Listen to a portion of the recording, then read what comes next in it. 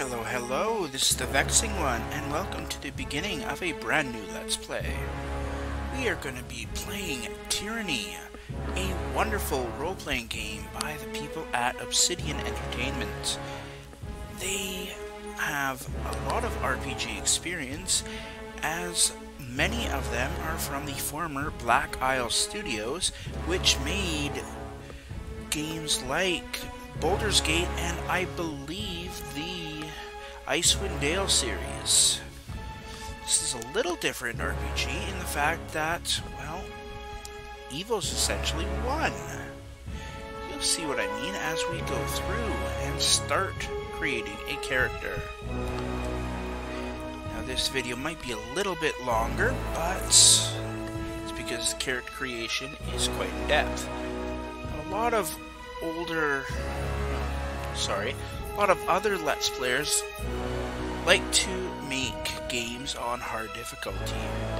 Maybe I'm not as experienced as some of them, but I like to go on just normal difficulty. If the combat is a little too easy, we can always raise the difficulty later. You may see that I have New Game Plus unlocked. It's because I've already beaten this on my own. Well, we're not going to do that, as we are going to start a brand new game. Now, there are opening cinematics and other cinematics, so I won't be talking through them. I hope you don't mind. Of course, as I do that, there's a lull. Oh, here we are.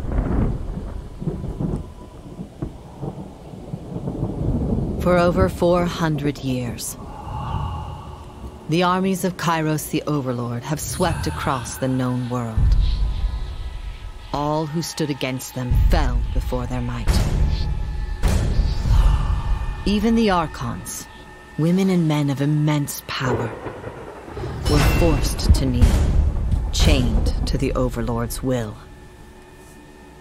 Now Kairos' final conquest has come to our corner of the world, and two of the Overlord's armies compete for the honor of taking our lands. The elite disfavored, and the teeming horde of the Scarlet Chorus. The voices of Nerat, spymaster and Archon of secrets, guides the fierce and undisciplined masses of the Scarlet Chorus.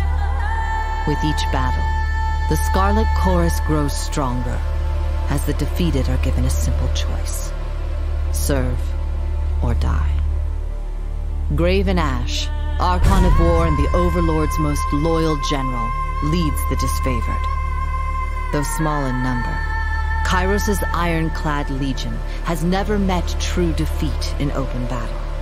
That's why they're called elite. Watching over the two generals is Tyranny, the Adjudicator, Archon of Justice, eldest of Kairos' minions. Tyranny brings Kairos' laws to newly conquered lands, aided by the Fatebinders, judges and executioners of the Overlord's laws. You were among the youngest of the court of Fatebinders when Kairos' armies came to our lands. How could we have known that the fate of thousands would rest in your hands? Alright, now that is a brief synopsis of the world prior to our joining it. Now, we go into the character creator as a whole. Now, men and women are of equal standing in Kairos' empire. So, our gender is purely for aesthetic reasons.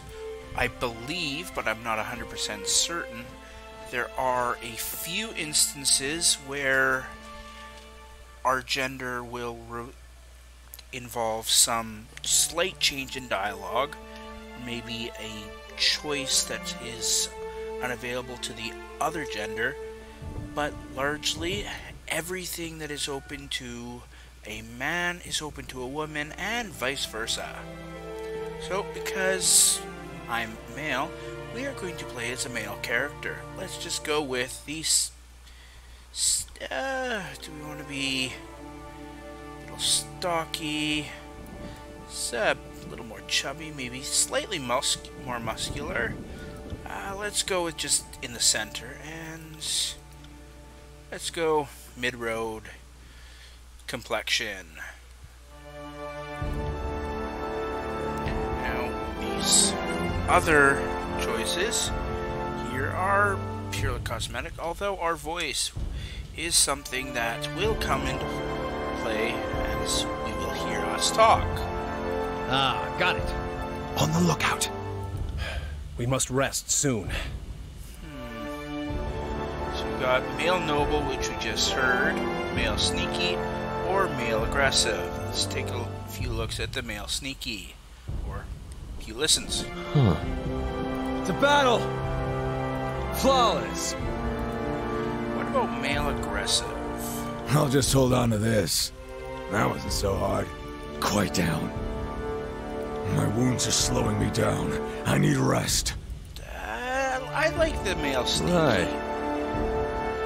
Right now, we can change face, as you can see here.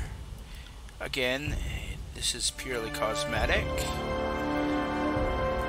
we can just do a quick change of our hair. Actually, before we do that, why don't we choose a face? So we can kind of mold our look to our face. Why? Well, why not? Ooh, I kind of like that. Got a nice flaming sword here. And we're clean shaven, so I'd say that looks pretty good. Alright, now we have our history.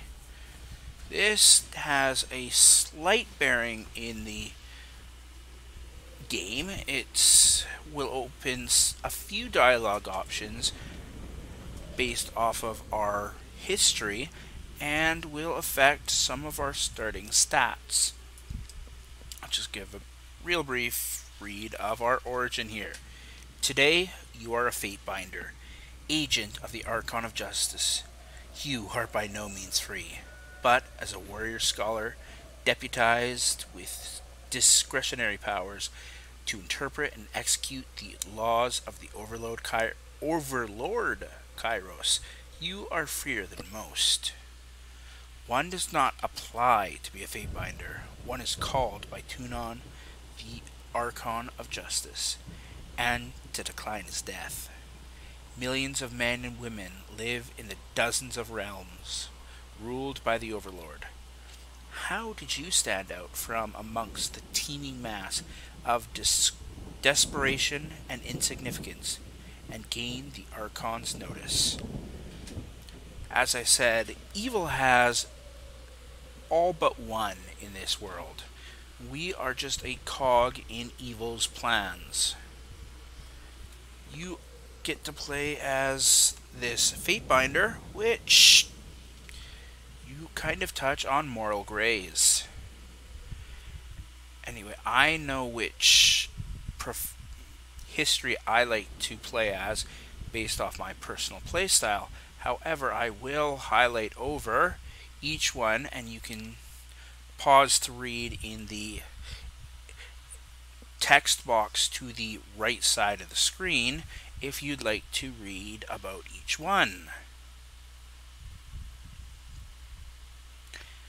I will, however, be skipping over the one I choose and reading it myself, which is the War Mage.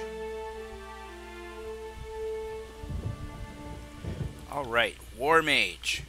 Few have the combination of wits and courage to be accomplished spellcasters and warriors, and those cursed with such a combination of talents are irrevotably pulled from their mundane lives and assigned to the armies of the Archons. Your earliest memories are a painful slog of training, study, lecture, and exhaustion. All the elements of being groomed for battle.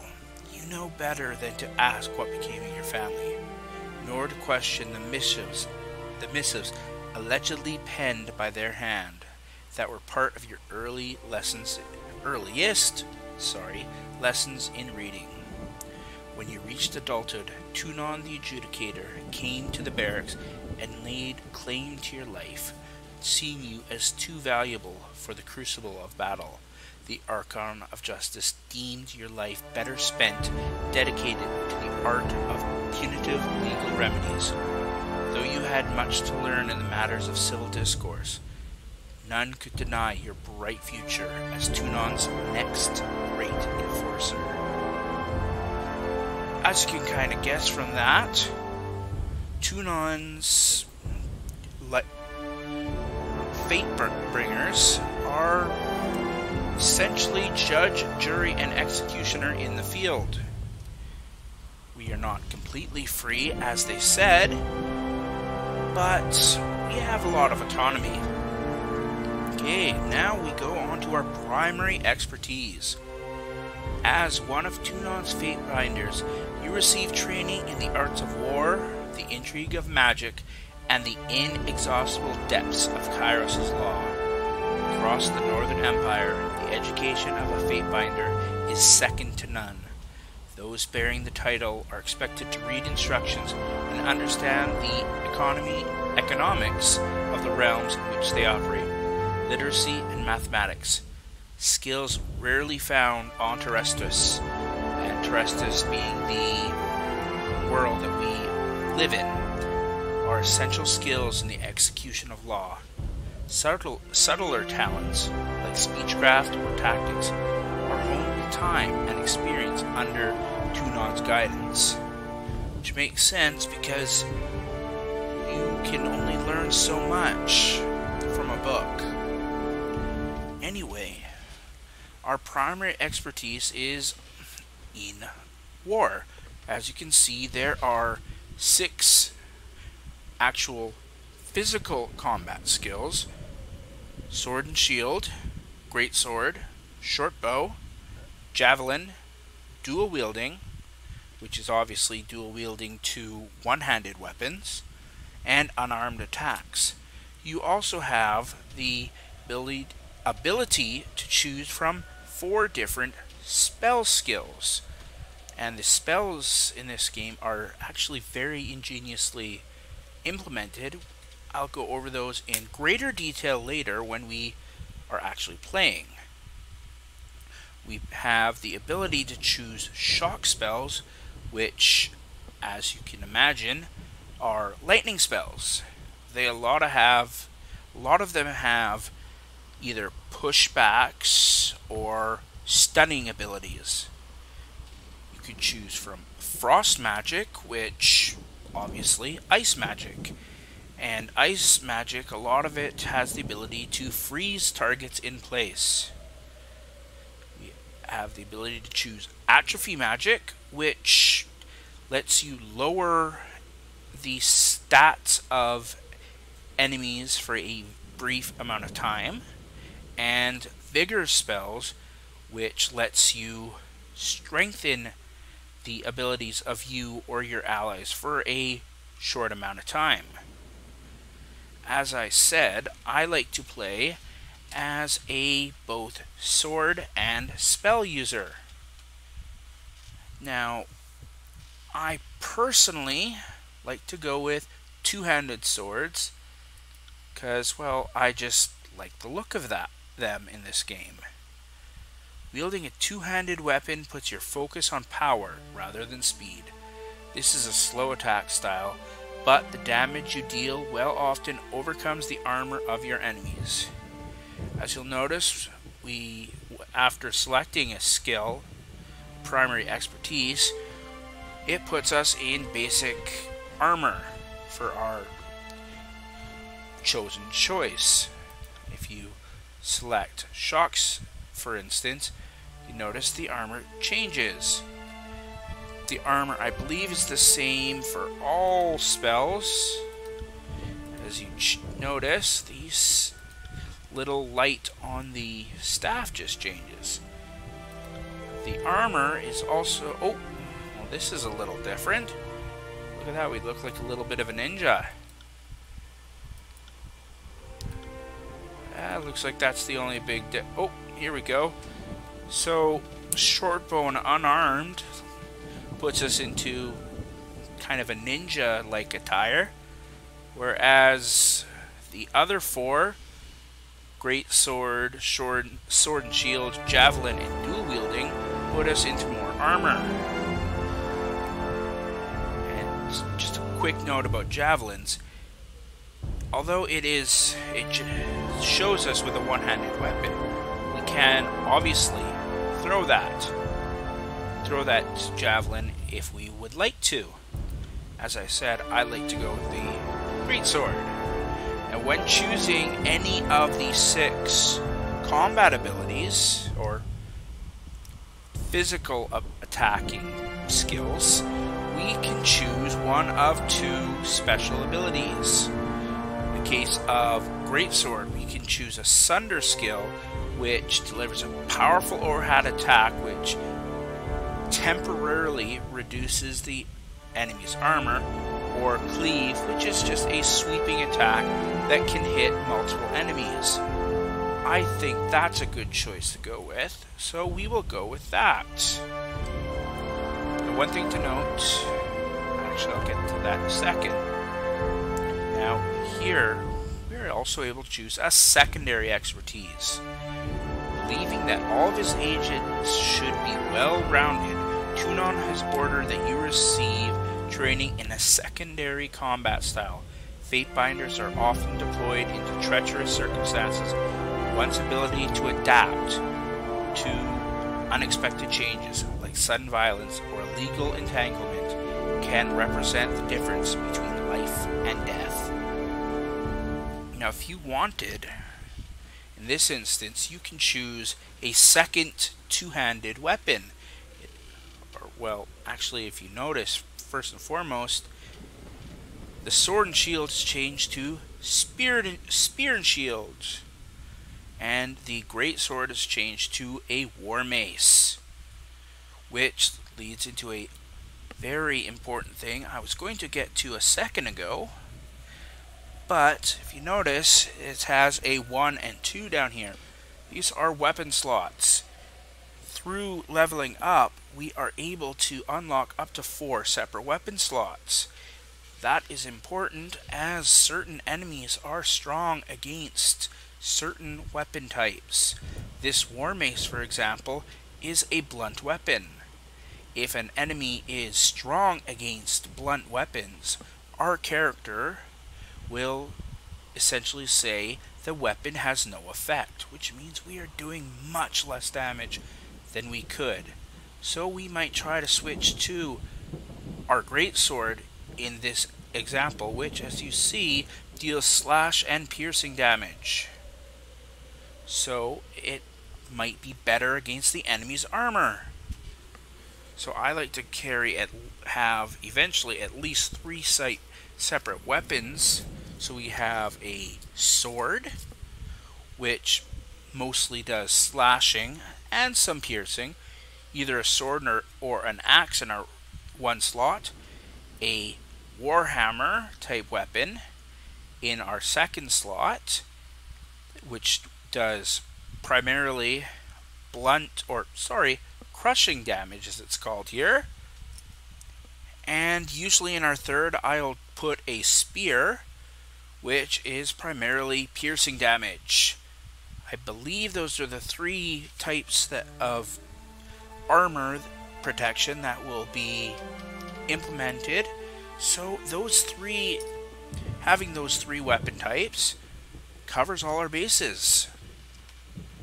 Going back to if we wanted to choose the two-handed weapon again, you'll notice it only has 1 skill to choose from.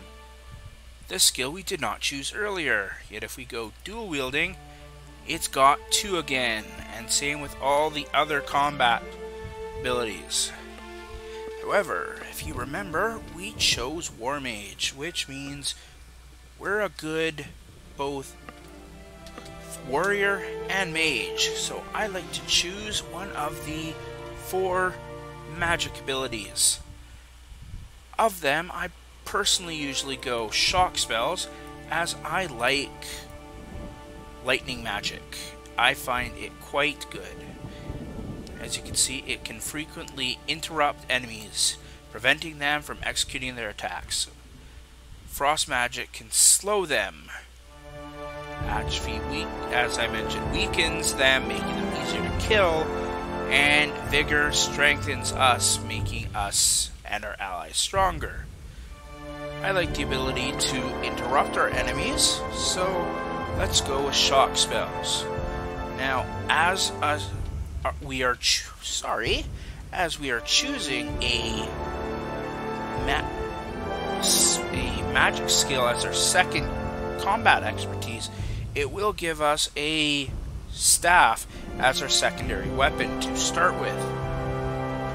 Not ideal for combat in my opinion, although it is good for some characters, mainly some we will meet in the future, but not a type of weapon I personally like to use.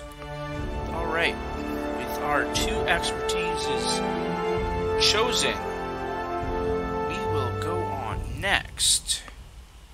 Now, the banner that you see here is largely just for cosmetics.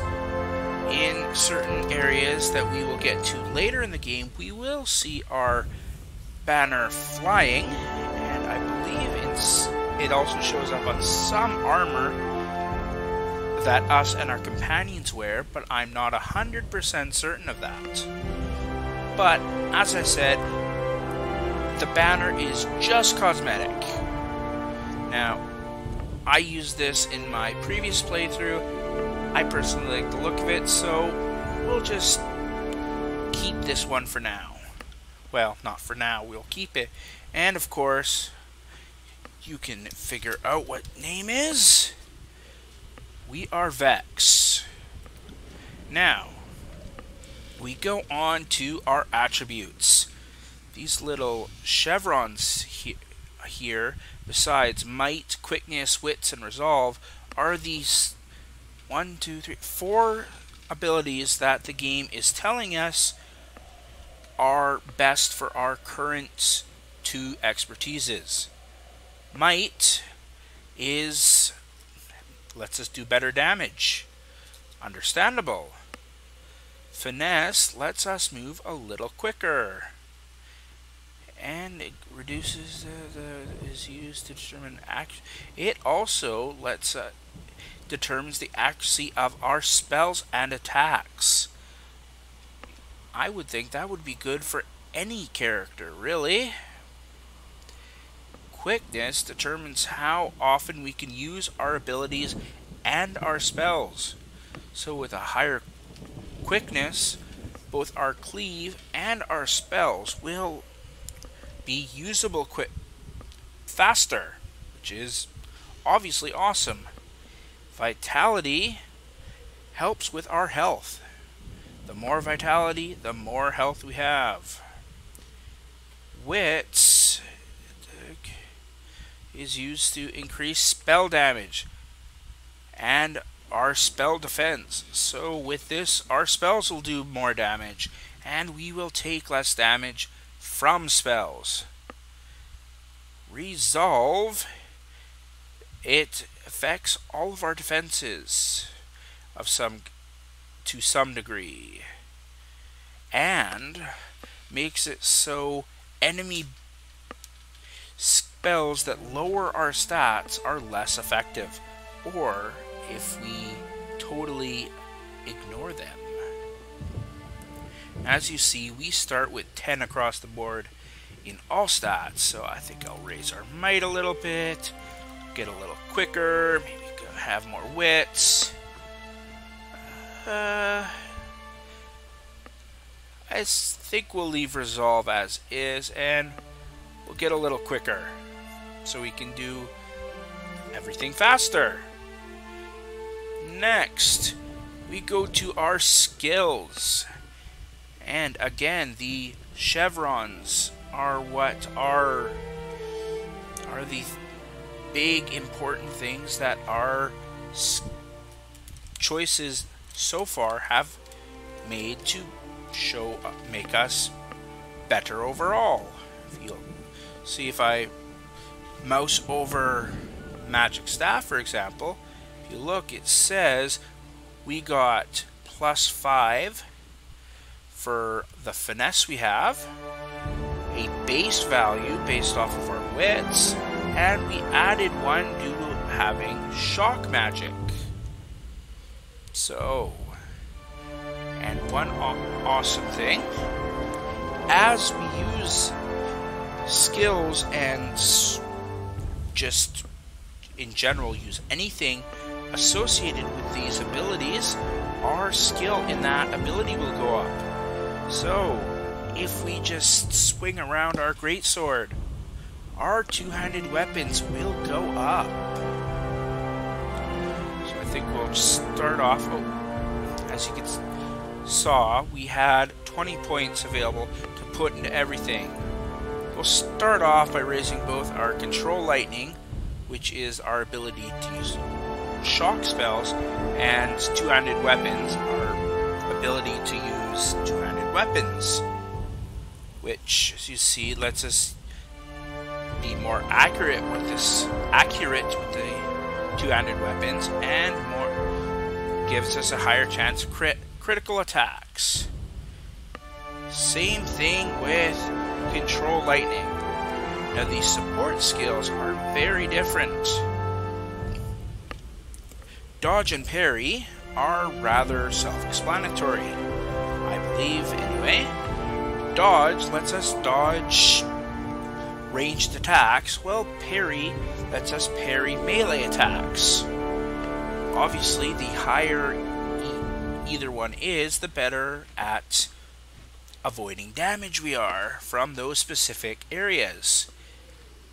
Lore determines I'll just read it out. Determines the character's ability to decipher information and put together clues from fragments of information.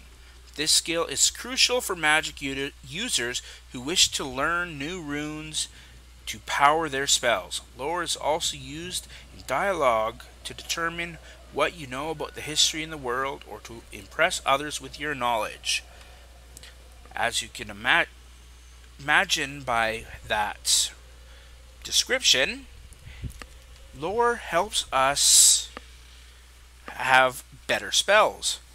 I'm not completely sure, but I also believe that it will unlock a greater lore, will unlock more spell slots to use. But I know it will allow us to make the slots we do have better. And I'll show you what I mean when we go to actually augmenting spells. That's right, you can augment spells in this game. We can also use it when talking in certain situations. If it's high enough, we can select an option. Same is true of both, with regards to, in conversations, of both athletics and subterfuge. Athletics is essentially how athletic we are. And, okay, I'll read it out. The ability to travel diverse and difficult terrain, and our ability to execute complicated moves in combat. It's also used to determine to be able to intimidate people. Now, subterfuge, the way it's used in conversations, is essentially our ability to lie. Now, it also helps in our ability to move unseen, stealthy, which we're not going to be very stealthy, our character anyway, and our ability to detect and disarm hidden traps and devices. It also determines our lock-picking abilities. As I said earlier, with regards to our weapon and magic skills, through using these skills, they do go up. I believe through basic casting of magic, it will also raise our lore ability, although I'm not certain about that. Personally, one of my favorite skills to level up is lore, because it never hurts to have the ability to augment spells better. Let's raise dodge by 1, and like I said, I like subterfuge too. Guess I never said that, but I love subterfuge. Now that we've created our Fatebinder, we go to creating the basic lore of the game. This is a main reason why this video is going to be somewhat longer, as we are already at a half an hour and have not even begun the conquest phase. Basically, it describes what we did during the actual conquest of this last bastion of resistance.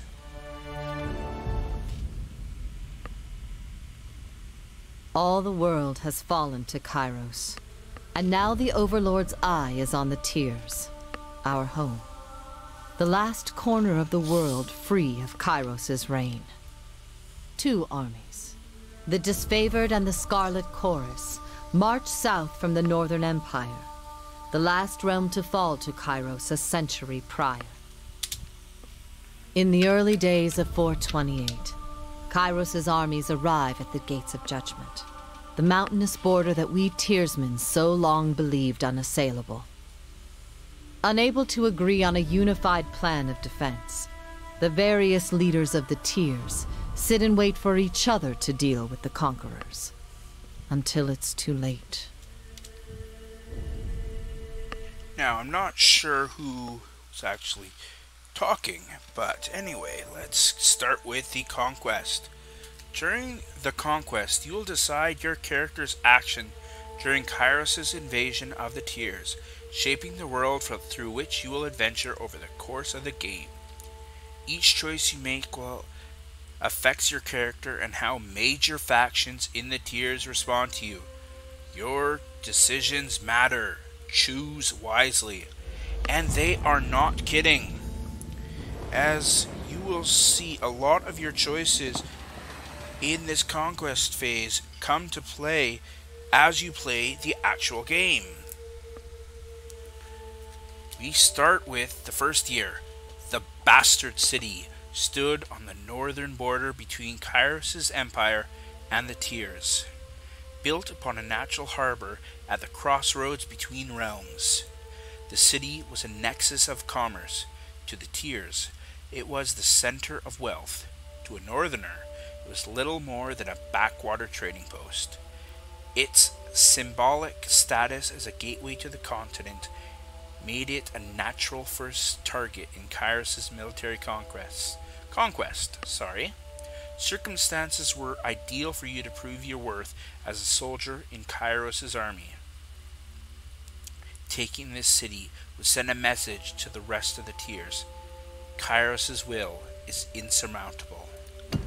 Alright, and as we go through each phase of the conquest, we get these 2 major aspects. We can choose to be part of one of the 2, and as in each one there are multiple choices that happen that we can decide on, and our word is law as a Fatebinder. Alright, so we'll look at here. We got infiltrate the Tears or the Gates of Judgment. Let's take a look at both. History would remember the Gates of Judgment as the first battle of the conquest, but the real combat unfolded with advance units of both armies preparing for the coming war. The Disfavored and the Scarlet Chorus each had a plan to infiltrate the capital city. Which army did we join? You'll notice there's 2 symbols here. One is for the Elite Disfavored, and the other is for the Scarlet Chorus. So, here we'll look at what it's talking about when we say we aid the Disfavored Scouts. You lent your skills to the Elite Disfavored Scouts to capture a border garrison. Graven Ash insisted that an early victory in the offensive would boost the morale of his troops, and diminish the haughty overconfidence of the Southerners. Or we can conscript enemy fighters with the Scarlet Chorus. You join the Scarlet Chorus as they raided villages and small towns, conscripting every able-bodied man and woman into the army. The voices of Narat emphasize the rewards of conscription and enslavement over wanton bloodshed. Apparently, his soldiers needed the reminder. Or we can go to the Gates of Judgment directly.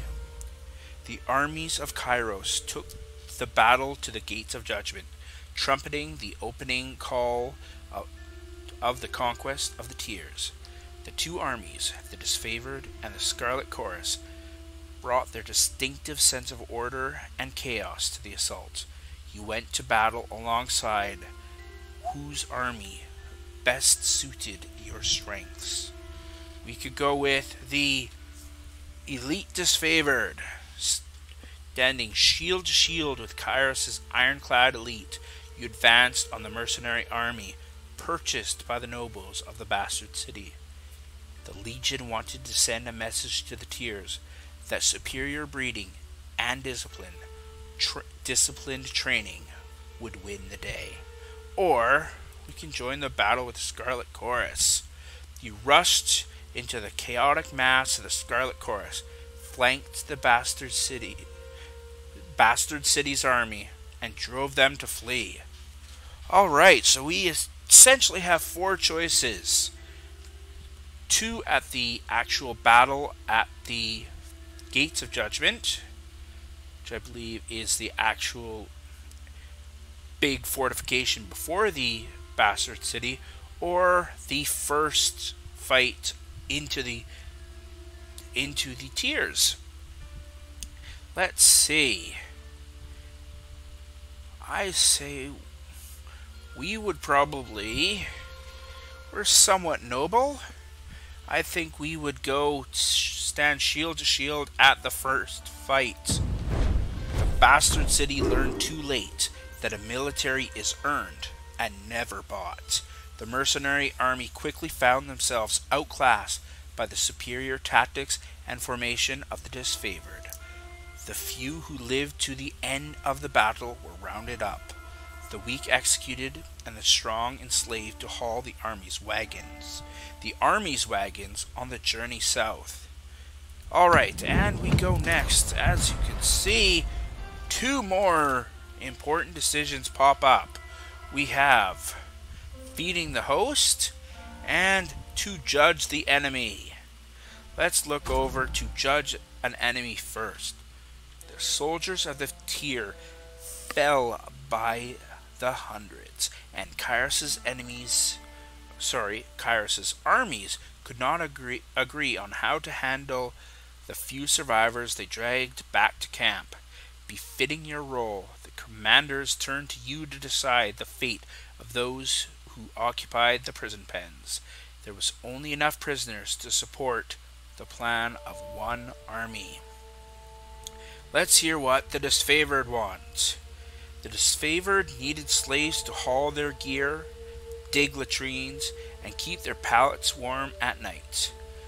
You consign the survivors to aid the survivors of battle to their subservient role among Graven Ash's noble troops, or the Scarlet Chorus. You gave prisoners the chance to serve in Kairos' army or die. The Scarlet Chorus was in need of extra troops to fill up the vanguard, and your former enemies would occupy those slots nicely. If you remember from earlier, I believe they said this anyway, the way the Scarlet Chorus becomes a bigger and badder mob, I suppose you could say, is by recruiting their defeated enemies. It's a bold move, but it's worked for them. Let's see what the feeding the host options are. Against the most optimistic projections, The disfavored and Scarlet Chorus made short work of the local defenses. They did so well that the armies quickly outpaced their supply caravans. Troops were plentiful, but food was scarce. You only had time to execute one plan to secure provisions. The disfavored want to confiscate food and supplies from traveling merchant caravans. The tiers already spent ignorant centuries glutting themselves outside of Kairos' law. However, the Scarlet Chorus wants to pillage farms and villages, spreading the infamy of Kairos' army. Basically, they want to scare everyone and steal the food. While either choice in the feeding the host, I think, is going to get the ire of the local people, I personally don't think either is a good thing. And let's leave that to another Fatebinder to choose. Let's judge our enemy.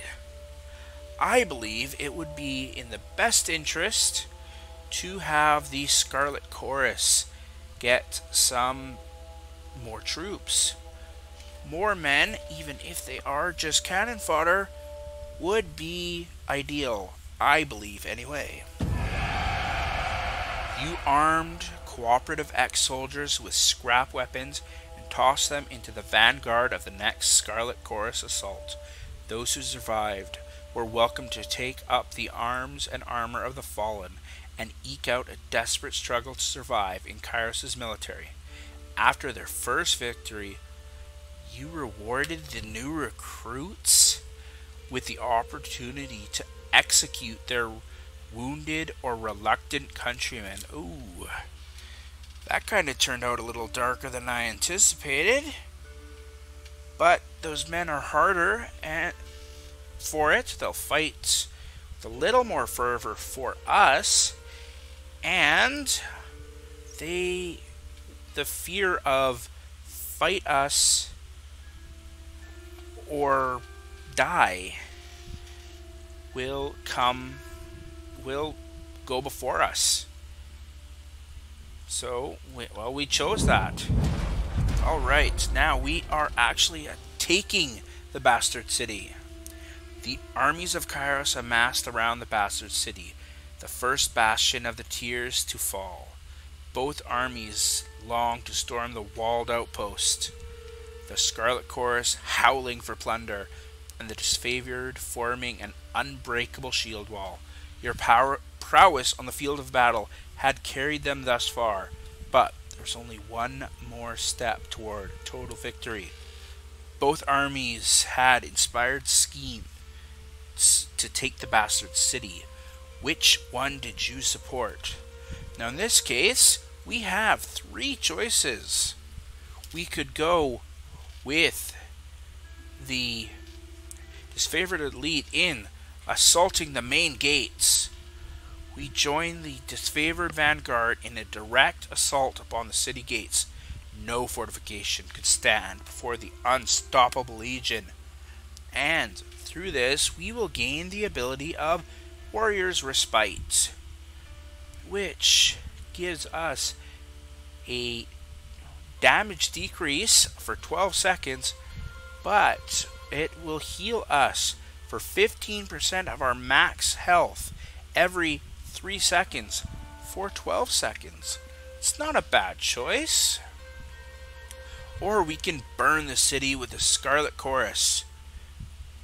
Now this will give us access to fire magic.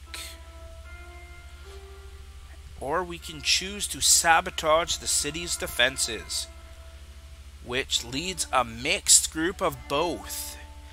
This gives us a temporary invisibility buff. I personally, at least once, the first time, like to go with the Scarlet Chorus for nothing else but the fire magic, which we can get either here or extremely or well, not extremely, a lot later in the game. And, well, fire magic can set people on fire, which causes an extra damage over time ability and sometimes makes the enemy panic and not able to do anything. So at least the first time, I personally recommend going with this so you get access to the fire spells. It was passing strange to barricade the very gates you sought to cross, but it all made sense when the fires began. The Scarlet Chorus sent a constant rain of flaming arrows over the wall of the bastard city, a plague that lasted through long days and tireless nights. By the end, the blade was too much for the city defenders to contain. Citizens crowded at the gates, pleading to be freed from the smoldering city. You and your army were happy to oblige them. When the gates opened, they were from the inside. So we kind of got them to surrender to us, although we kind of set the town ablaze. Alright, now the second part. The bastard city settled into a new state of normalcy, with every tower displaying Kairos' banner. Your name was whispered alongside rumors of a decorated career to come. The armies divided into two fronts and migrated south. Tunon sent word that you were to join the next frontier of Kairos' conquest, either as judge and overseer of the settlement of Lethian's Crossing, or as a war advisor with the armies advancing into the realm of Apex. Now here we can choose two areas to go and join. Now we can only choose one. We could go to Lethian's Crossing, which I will hover over and let you read if you'd like, or Apex, which same thing. If you would like to pause and read either, feel free to do so. I think we will go into Lethian's Crossing though. So confirm, and now it zooms in on the area. One cool thing to note is this map that you see us going through during our conquest. It's actually the map of the game that we will be playing through. Okay, let's read about Lethian's Crossing. Years ago, Lethian the Bold founded a small merchant town at the intersection of the ancient Old Walls. We'll learn about the Old Walls later. A pact between the settlers and a mercenary company meant that caravans were able to travel without fear of bandits or Bane. We'll learn about the Bane later as well. And the town thrived in modest insignificance. Lethian's Crossing drew Kairos' attention for the iron deposits in the surrounding hills. With the region under Kairos' control, the northern smith mages could set up workshops to refine ore and arm the disfavored with the finest weapons in the known world. The Archon of Secrets dismantled the mercenary support with a generous bribe, taking the crossing in a bloodless victory. Tunon dispatched you to travel alongside Kairos' forces and put order to the region. And like before, we have these two choices. We have the Iron Must Flow and the Cult of Siren. We'll read over both and then choose. First, we have the Iron Must Flow. Kairos' smith mages worked day and night to create weapons. No one faulted their dedication, yet production was low. The plans came to light to provide divisive the plans that came to light proved divisive to the disfavored and Scarlet Chorus. On one hand, any additional manpower was needed for fighters, not forges. On the other, the celebrated weaponry of Kairos' army needed to be fiercely guarded. So we could The Scarlet Chorus took refugees from the recent influx and forced them to serve in Kairos' army. You repurposed the individuals to haul wagons of iron for the Smith Mages. This provided an inconvenience to the Scarlet Chorus, who relied on their force of numbers to be effective in the battlefield. Or we can conscript local tribe of beastmen, which are as they sound. Beasts that are slightly more intelligent, closer to men, but still largely beasts. Their strength would more than offset their disobedience. The disfavored protested the savages having access to the secrets of iron, but their voices were few compared to the sport of the Scarlet Chorus. Now, in this one, I think we'd pull people from the Scarlet Chorus. We've already helped them get a whole bunch of new recruits. But let's look into the Cult of Siren first. Siren, Archon of Song, used her arcane charm to lure locals into joining Kairos' army. As a patroness of the Scarlet Chorus, her efforts were crucial to the conscription of new recruits. When an enthralled, disfavored soldier joined her cult, his company feared that the Archon was growing out of control and needed to be stopped. Okay, the disfavored demand that the Archon of Song cease her recruitment practices and that they be allowed to violently subdue her cult of followers. The loss of soldiers was a significant setback to the Scarlet Chorus's conscription efforts. Or, in Scarlet Chorus tradition, you sent the latest batch of cultists to the front lines of the Apex campaign. Those who served were welcome to remain in Kairos' military, and their performance would stand as testimony to Siren's effectiveness.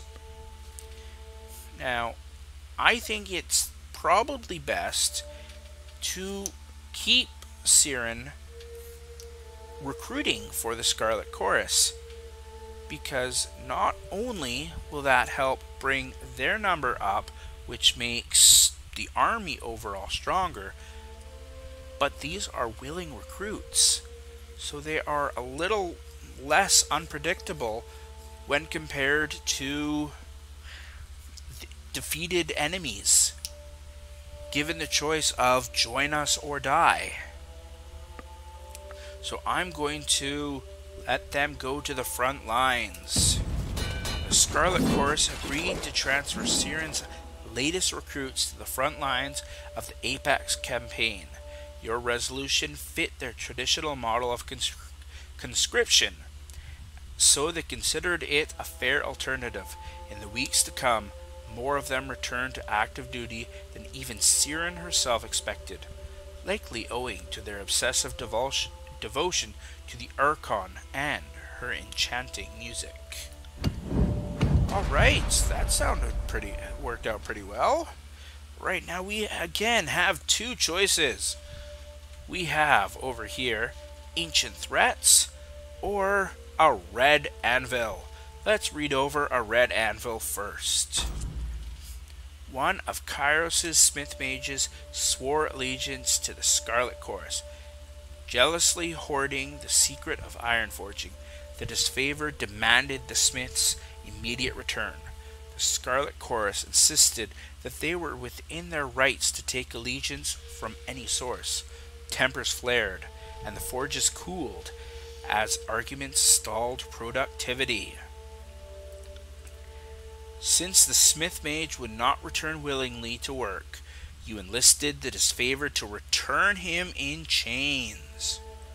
Or we can go here, since Kairos' law dictated that the secrets of iron be granted only to Smith Mages. You ruled that the new recruit's mind would be erased of all memory. Oh, that's a little harsh. we can talk about ancient threats then. Drawn to the arcane energy around the forges, mystical predators from the nearby old walls began to raid Lethean Crossing at all hours. Both of Kairos' army reserved their strength for the front lines of the war, and yet the city required protection. We can either side with the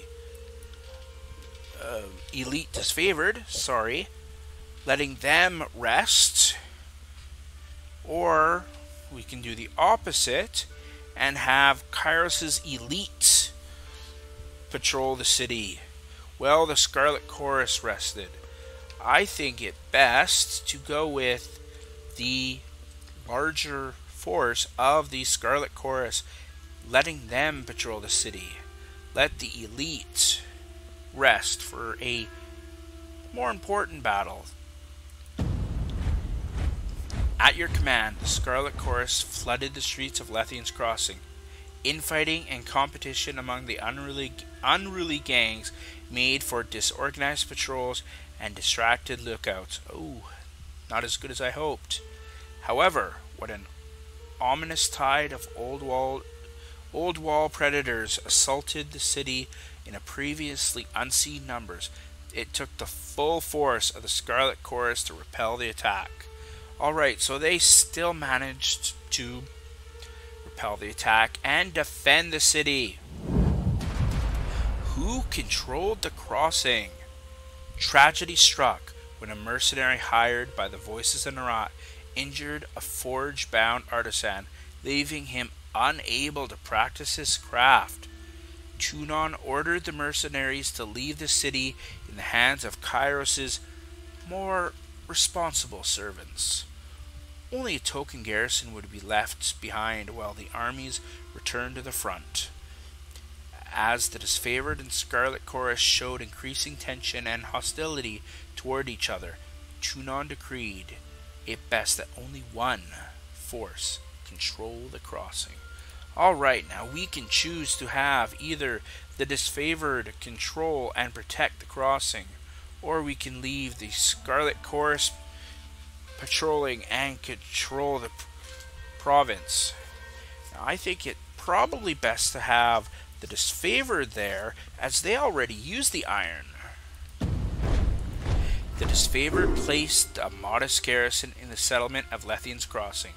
Though the force was larger than might be needed to police such a small settlement, and protecting the forge-bound Iron Swiss became the true agenda of the defense force, as the magical craftsmen kept the disfavored invasion suited in iron. Relieved at the departure of the Scarlet Chorus, the citizens of Lethean's Crossing felt they got the least of two burdens. You received word from Graven Ash thanking you for your decision. The Forgebound and their weaponry could not be entrusted to the Voices of Narat. I get the feeling that these two forces do not get along at all. Now, the third year in the war. With the mercenaries expelled and Lethean's Crossing under new leadership, Kairos' forces congratulated themselves on bringing order to the settlement and guaranteeing a productive flow of resources.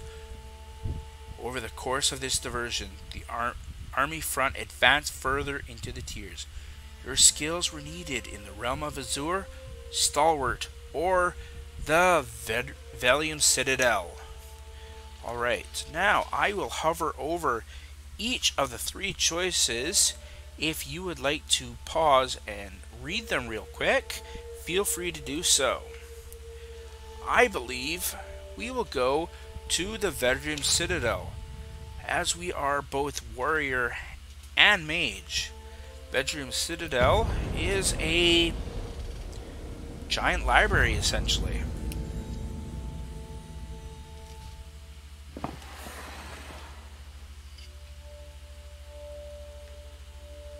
The Velirim Citadel was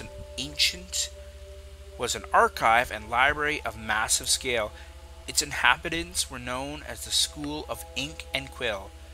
a circle of mages that, centuries ago, carved out their own mountainous refuge on lands unsettled by the other major realms.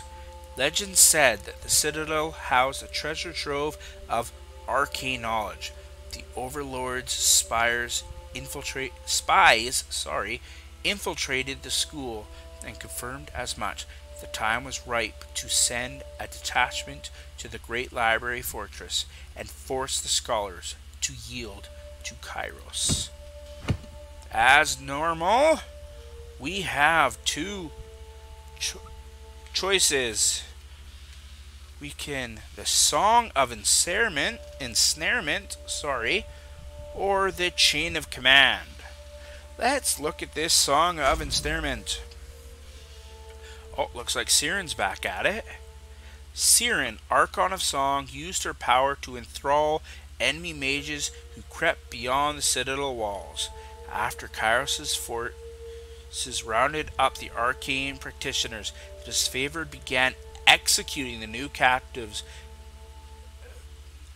before they could share dangerous knowledge, a crime under Kairos' law. With the Scarlet Chorus. Oh, it's a crime to share the knowledge. Interesting. Okay, we could muzzle the mages. You calmed the disfavored with a compromise. The sages' mouths would be bound with iron bridles, preventing them from speaking their forbidden knowledge. Oh, it's a little extreme. Or we can punish the disfavored for executing mages bound to the Scarlet Chorus, ordering that several disfavored soldiers be given to the Archon of Song as their personal bodyguards. Or we can go to the Chain of Command.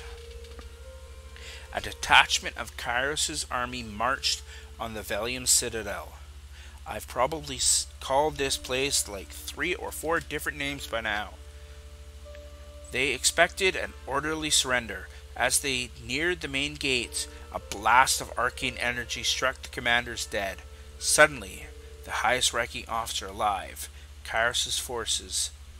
Oh, suddenly we were the highest-ranking soul, and they all looked to us. The call weighed on your mind, as it had an immediate influence on the soldiers' lives. Okay, we ordered the expandable Scarlet Chorus to attack, commanding the disorderly mob forward to give the elite disfavored a chance to withdraw. Though a costly maneuver in terms of lives lost, this assured survival of the most capable and effective soldiers.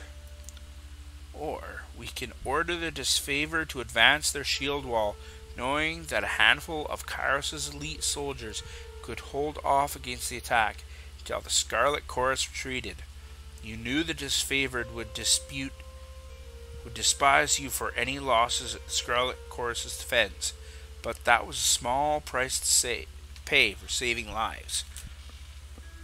Well, in the Chain of Command choices, either way, we're definitely pissing off one of the two factions, and we are losing many troops. I think we should go with the Song of Ensnarement and give a few of the disfavored elite to guard the Archon of Song. This will help as she will be protected, and we will get more men overall. The wisdom of the sages and knowledge of the Velium Citadel were too important to silence. The disfavored balked at entering the Archon service, but your ruling left them with no recourse. Archon Siren, delighted in having new toys to play with, and promptly enthralled her personal guard. You spotted them in camps days later, following their new mistress with wide-eyed devotion. Oh, that's interesting. Sounds like Siren can enthrall just about anyone. Possibly even us. We should be on the lookout for that. Alright, now we have the choice of the Spy Master's agents or the right of command. Let's look at this Spy Master's agents. A group of enemy agents surrendered to the disfavored, claiming to be spies loyal to the voices of Narat. No one in the army could verify the claim. The disfavored ready to interrogate the mages, but the Scarlet Chorus protested, demanding the prisoners be given to their custody. They couldn't risk the voices of Narat's secrets falling into the wrong hands.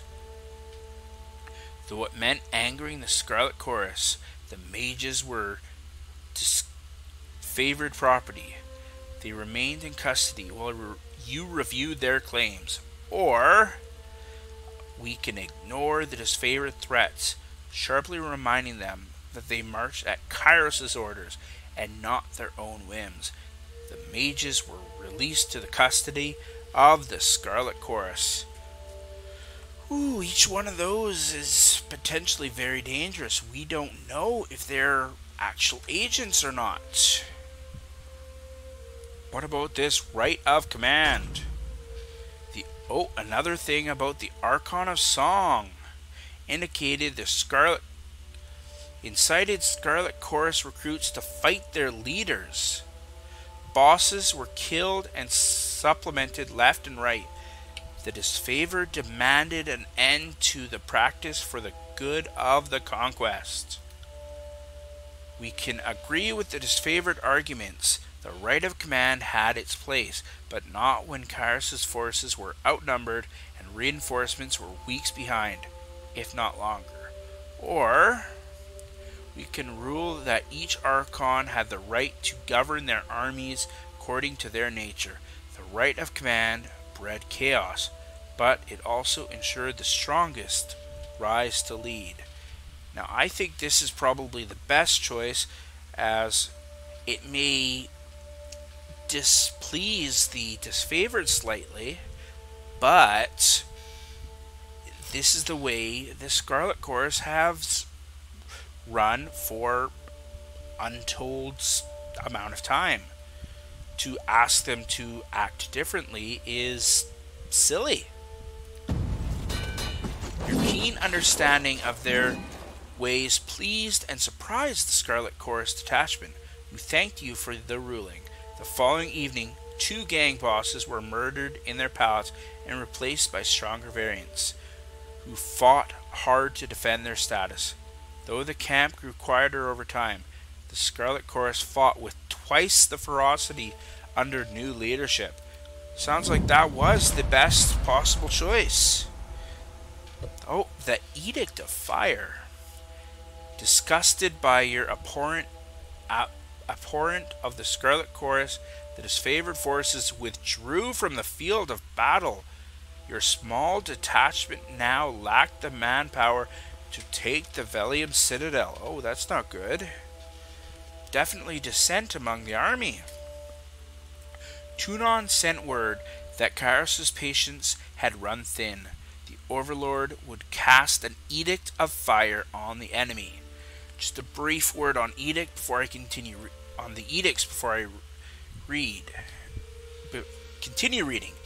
Edicts are a special and extremely powerful brand of magic that only Kairos seems to have, but they need someone else to read them out. They always have an out clause, like, for instance, this area is going to have immense famine as long as someone is still alive. Well, either they'll die of old age or be killed, and the famine will end. So, kind of odd that Kairos' strong magic will have this out, but it does. Anyway, continuing on, the parchment arrived in a slender case of engraved iron. Written on it, the words of a spell powerful enough to destroy the Velium Citadel. You had the choice to read the edict. You had the choice of when to read the edict. Reading it at sunrise would offer your enemies no warning of the devastation to come. You could also wait until sunset, giving them ample time to flee or make amends. Oh, decisions. We could give no warning. Opting to give the enemy no quarter, you proclaim the Edict of Fire at the first moments of dawn, granting the enemy no warning of the destruction to come. Though the chorus insisted your actions doomed their spies, the disfavored applauded your decisions. Or, the disfavored will claim they have spies within the citadel and urged you to warn the mages. Granting their request, you met with the enemy under a blue flag of peace and warned them of their doom, giving the Chaos spies and the enemy a chance to run. Now, we are a warrior mage, so even though we are in Kairos' army, it is within our nature to preserve some knowledge if possible. And this will potentially keep some Scarlet Chorus spies alive. So I say we read it at sunset. You confronted the mages with a warning and hoped the message was received. The hour before sunset, numerous figures were spotted fleeing the citadel. As the sun dropped under the horizon, you read the words of the edict. The earth shook, and red-orange light billowed in the foundation of the sprawling citadel, bubbling up from under the library. A torrent of lava heaved with explosive force, gushing from windows and between loose bricks, melting winding trenches in the surrounding land. Days later, the flames still raged on. The configuration, I don't know how to say that word, continually fled and renewed by the power of the edict. Essentially, this place will burn until the edict is ended. The armies of Kairos left the devastation of the Valium Citadel in silence. From this day forward, the Tears came to know the once noble citadel as the Burning Library. This was an undisputed loss of resources, knowledge, culture, and life. But a message had been sent. The Overlord will not tolerate defiance. You didn't have long to rest before Tunon called you into service once more. You're one of the last to depart from the mountains, and as you journeyed off, you spotted a few campfires in the mountains. They were mere specks dwarfed by the inferno. The last grasps of survivors were perhaps looters from Kairos' armies, bored and daring enough to pick through the ashes. And with that, the Tears fell. Now, we could choose to start this whole process over and make different choices, or continue. I think our choices are pretty good, so let's just continue.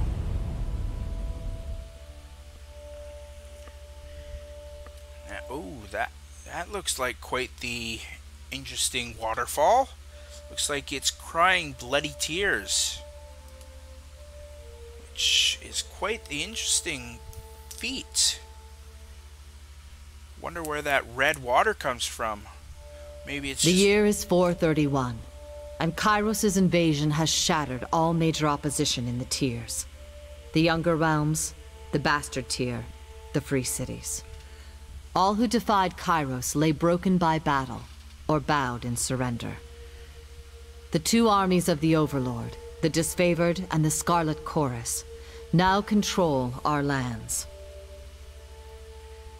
The Younger Realms are what everyone calls the different realms of the Tiers. But our will is not yet extinguished. Not entirely. In the Valley of Vendrian's Well, those of us unwilling to bow to Kairos have banded together in defiance. Violating an oath of surrender from 2 years prior, we have staged a bloody uprising, murdering the disfavored and Scarlet Chorus garrison in a midnight assault. Uh-oh. That's definitely not good. With their main forces spread across the tiers, the disfavored and Scarlet Chorus redeploy to Vendrian's Well to crush the resistance. But months pass with no definitive battle.